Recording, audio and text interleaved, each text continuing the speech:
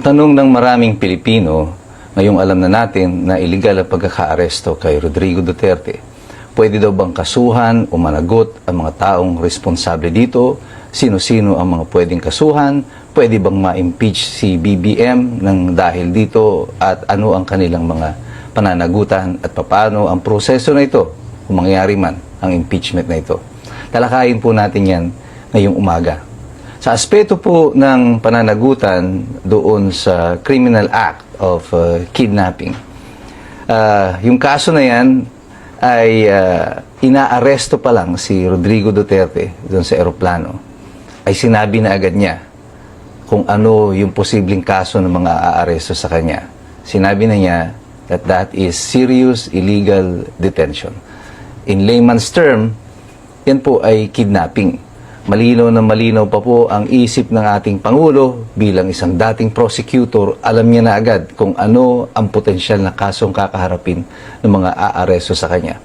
Bukod po dito sa kidnapping, ano pa po ang mga pwedeng kaharapin na kaso nitong mga tao na ito na gumawa nito sa kanya. Pwede pa po silang kasuhan ng violation of Anti-Graft and Corrupt Practices Act at saka po yung malversation or yung paggamit ng pondo ng pamahalaan.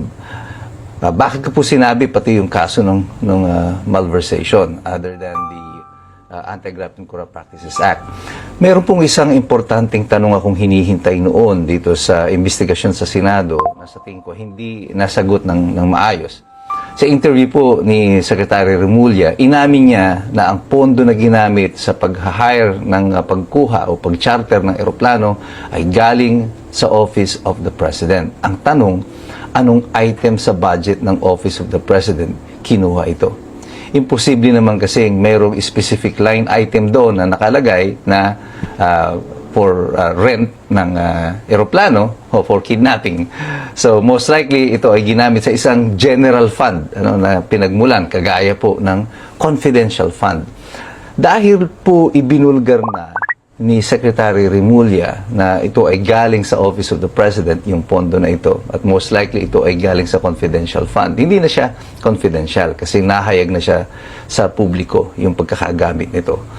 Kung ang pera ng gobyerno ay ginamit mo sa paggawa ng krimen, kagaya ng kidnapping, may dagdag ka pang pananagutan dahil hindi na po public use yung ginamit mo doon sa public fund. Ang kidnapping po ay hindi po yan public use. Yan po ay isang krimen at dapat may managot sa kanila.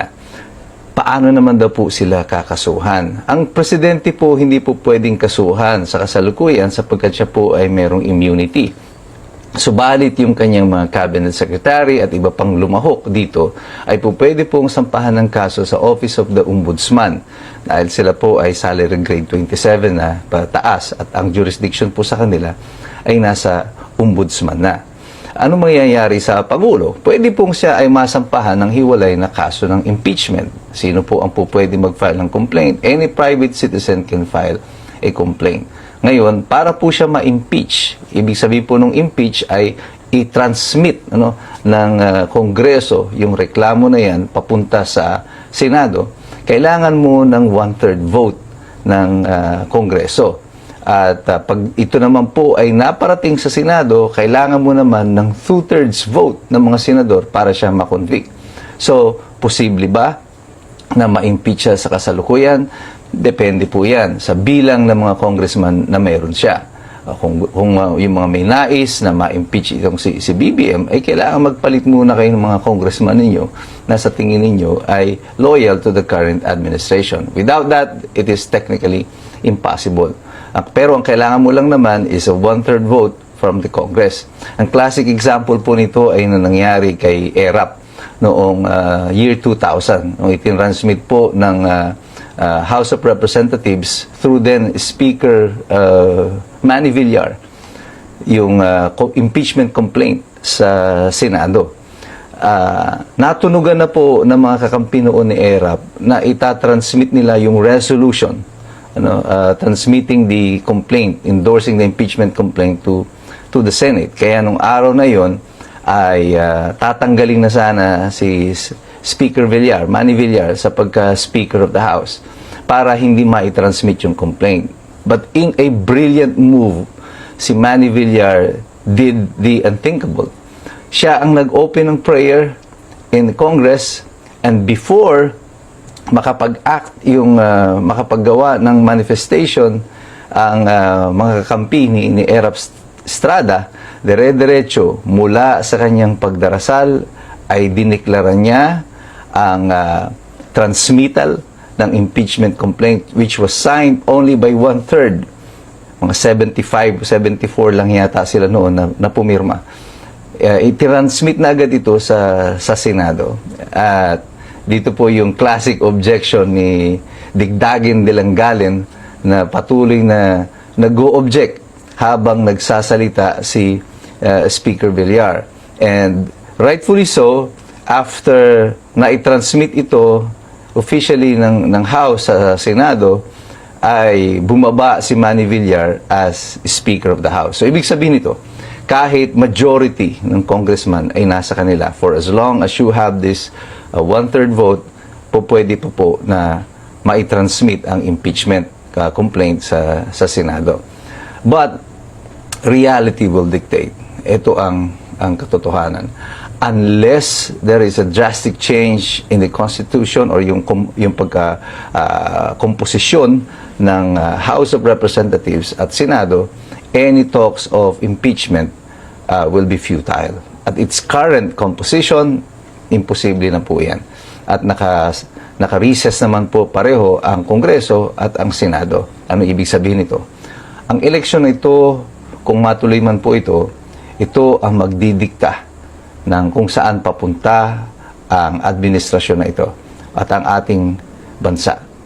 Kung mayroon bang magaganap o mangyayari sa atin pagkatapos nitong halalan na ito. Subalit ako ay nagtitiwala sa ating mga kababayan na sa pamamagitan ng mga tamang impormasyon na ito, tayo makakagawa ng tamang desisyon. Ito nga po yung dahilan kung bakit tayo gumagawa ng mga video na kagaya nito, upang ma-educate po yung ating mga kababayan. Makagawa tayo ng ating tamang mga konklusyon. Noong pong 1983 nang pinatay si Ninoy Aquino, ako po ay third year high school pa lamang noon. At ang unang tanong ko noon, nung nakita ko sa TV na pinatay, binaril si Ninoy Aquino sa tarmac, ang aking tanong, sino si Ninoy Aquino? Bakit hindi ko siya kilala? Wala akong nabasa tungkol sa kanya. Sa katotohanan, simula nung panahon ng martial law na yun, na ako'y elementarya, lahat ng textbooks, lahat po ng articles tungkol sa mga naganap prior to martial law, during martial law, ay hindi po tinuturo sa aming mga kabataan. Kaya po kami ay nanatiling mangmang sa kung sino siya. At natutunan ko po kung sino si Ninoy Aquino sa pamamagitan po ng mga lumang magazine. Doon po sa bahay ng lolo ko, may mga nabasa akong lumang magazine ng reporter. At doon ko po inaral kung sino si Ninoy Aquino, kung ano yung first quarter storm, ano yung naganap, yung mga rally. At dito ko napatunayan talaga that history is written by the victors. Sa kasalukuyan po, mahirap pong gawin iyan ng mga namumuno na itago pa ang katotohanan with the advent of the internet, at marami pong mga tao ngayon na naghahayag. At sumasali po tayo dito ngayon sa nagpapahayag ng katotohanan. Hindi po natin intensyon na manakit, hindi natin intensyon na basta-basta manira. Ang gusto natin is to inform the people sapagkat mahirap makialam ang walang alam.